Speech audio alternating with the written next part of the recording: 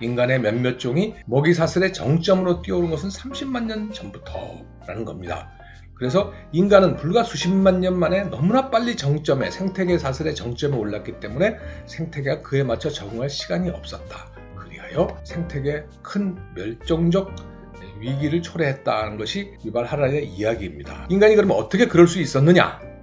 일단은 언어의 도움을 받았다. 이 모든 소리를 낼 수 있는 동물은 다 뭔가 의사소통을 소리로서 할 수 있습니다. 심지어 새 중에는 거짓말을 하는 새들도 있고요. 이 새들끼리 무리해서 이런 하고 갑자기 이상한 경계 신호가 퍼지면 다 숨습니다. 새들이 하늘에서 내가 나타났다는 얘기죠. 근데 알고 보면 한 마리가 유유히 사냥 먹이를 집어 먹는 놈이 있답니다. 이 놈이 바로 아까 경보를 발한 그 새라는 거죠. 다시 말해서 거짓말을 한다는 겁니다. 새도. 그런데 인간의 언어의 특징은 사자나 들소가 어디 있다라든지 이런 거에 대한 정보라기보다는 인간의 무리 내에서의 누가 누구를 미워하는지, 누구와 잠자리를 같이 하는지, 누가 정직하고 누가 속이는지를 아는 것이 인간에게 훨씬 더 중요했다. 그렇게 해서 인간의 언어가 말하자면 뒷담화를 하면서 발전하게 됐는데, 그렇지만 인간의 언어의 진정한 특이성은 없는 것에 대한 정보를 전달하는 능력일 것이다. 없는 것이란 게 뭐죠? 지금 눈에 보이지 않는 것, 우리의 머릿속에만 있는 것. 그래서 호모사피엔스란 종이 그 특징은 허구와 신화를 믿는 종이라는 게 가장 큰 특징이라고 하라리는 보고 있습니다.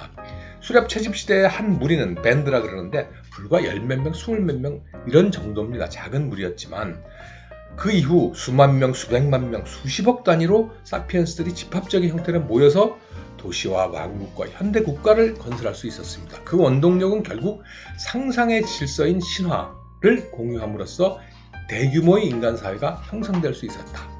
그런데 하라리가 말하는 신화에는 종교나 신뿐이 아니라 법, 민족, 국가, 민주주의, 인권, 인간의 존엄성이 다 신화다 이거죠. 어떻게 해서 이것이 신화냐, 허구냐, myth, M-I-T-H, myth라는 것은 의식적과 뭐라고 생각하는지와 관계없이 저기 사물로서 객관적으로 존재하는 게 아니라 많은 사람들이 서로 믿으니까 너도 믿고 나도 믿고 그리고 네가 믿는다는 걸 내가 알고 내가 믿는다는 걸 너도 알면 이것을 단순한 주관이 아니라 상호 주관적 현상에 해당한다 이거죠.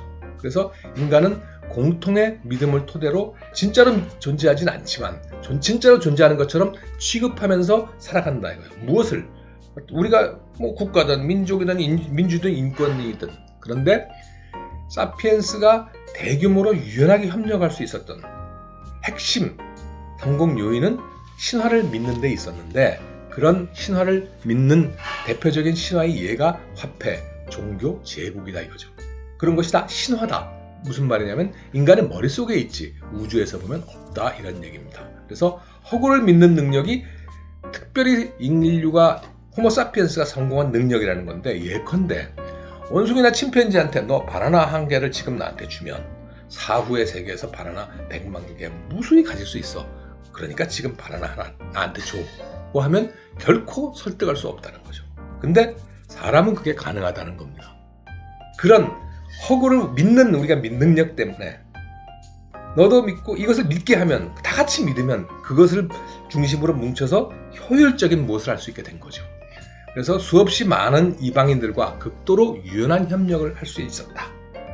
서로 같은 허구를 믿어서 예컨대 로마 돈이 대표적인 예인데 로마 황제가 새겨진 동전을 이방인들이 무슬림들이 왜 그 돈을 받는다는 겁니다. 자기는 로마 황제 절대 믿지 않지만 그러나 이 동전을 가져가면 로마인으로부터 서비스와 재화를 받을 수 있다는 걸 믿기 때문이죠. 그래서 서로 믿기 때문에 거래가 되는 겁니다. 사피엔스가 세상을 지배하는 이유는 다수의 사람들이 유연한 협력을 할 수 있고 그것은 허구를 믿는 능력 덕분에 가능했고 그 중에 가장 대표적인 허구, 가장 쓸모 있었던 허구는 조금 전에 말씀드린 대로 화폐, 종교, 제국이었다 이거죠. 그런데 이것은 모두 집단적 상상 속에서만 존재한다.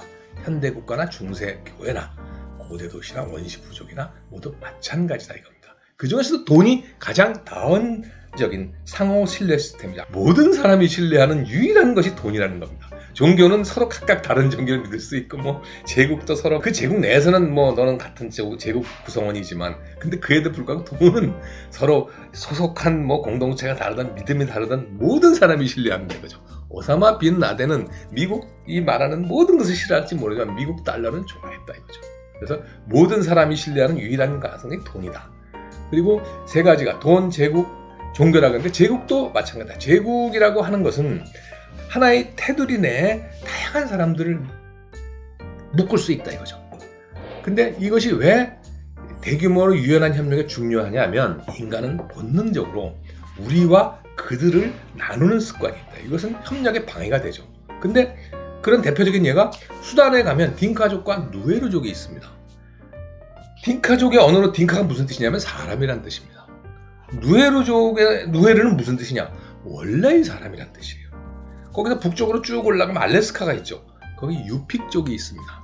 이것은 진정한 사람이라는 얘기입니다. 그러니까 제국이 되면 좋은 점은 우리다.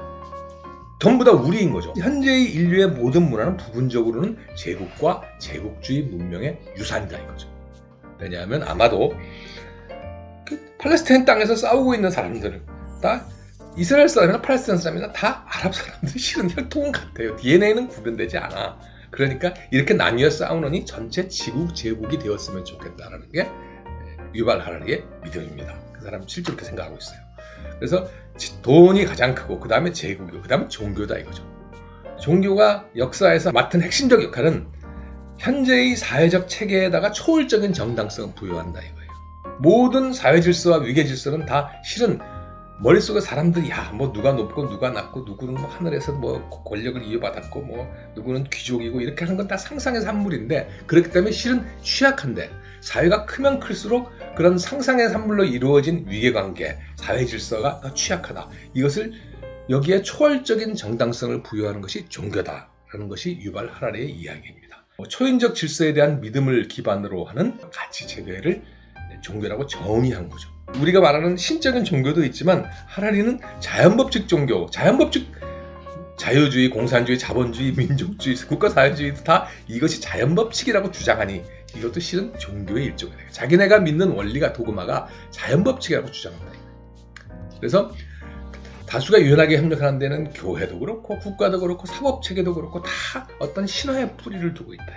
그 어느 것도 사람들이 만들어내고 서로에게 말하는 이야기의 바깥에서는 존재할 수 없다 이거죠. 그런데 인간의 대규모로 협동하는 시스템인데 종교든 정치체계든 교역망이든 법적 제도든 모두가 허구다. 즉 지어낸 이야기에 기반을 하고 있다 이거죠. 허구라는 게 엉터리라는 것이 아니라 우리가 지어낸 이야기다 이거예요. 그걸 서로 믿으니까 협력이 가능했다는 거고 이것이 우리 종의 가장 독특한 특징일 것이다 이거.